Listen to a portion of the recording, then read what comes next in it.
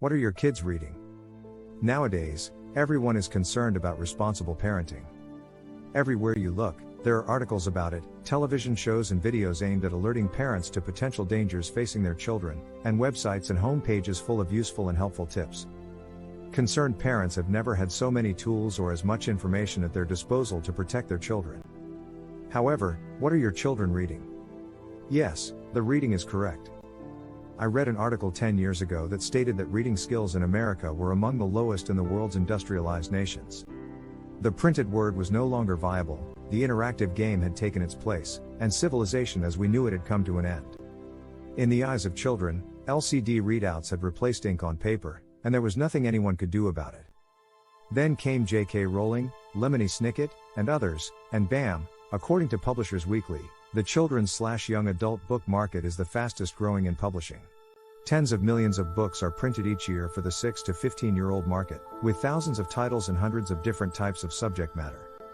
If you go to any local library, you will almost certainly find that the children's/young adult section is one of the largest.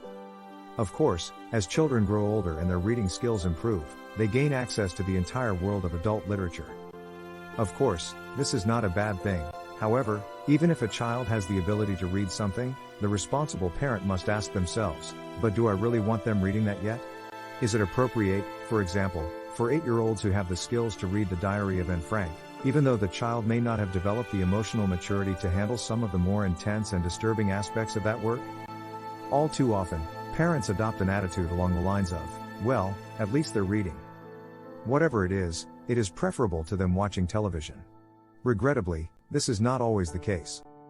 It is important to remember that a child's imagination is usually far more vibrant than an adult's, and the line between what is real and what is imaginary is less clear depending on their age.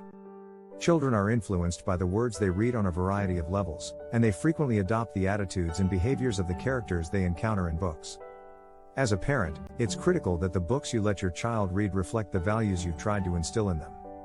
Just as you monitor what your child watches on television, video games he plays, or websites he visits, if you don't want your child exposed to, or believe they are too young for, violence, sexual content, drug use, or anything else a young adult or children's book may contain, it is your responsibility to ensure that they aren't until you feel they are ready.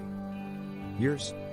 As with every other aspect of the publishing industry, sales and sales alone drive what is published in the world of children/young adult literature, and the trend recently appears to be towards more sophisticated storylines that frequently outline many of our cultures and life's less positive aspects. It is your responsibility as a responsible parent to determine when you believe your children have reached the point in their emotional development where you believe they will be able to process this type of information without harm. The question then becomes, how can I possibly read all of the books that my children want to read before they do? Doesn't it make you wish you had an extra pair of eyes? There are some resources available to assist you. However, most of them either give you a synopsis, which frequently lacks enough details to allow you to make an informed decision, or they only do write-ups of the best books, which would be fine if we lived in a perfect world. But things are improving. A website that was launched in 2005 reviews books and movies from the perspective of a parent. Each book is evaluated based on positive and negative examples of character traits, for example, honesty, compassion, responsibility, and so on. In addition to specific examples of any negative areas of influence, i.e. drug usage, sexual content, violence, etc.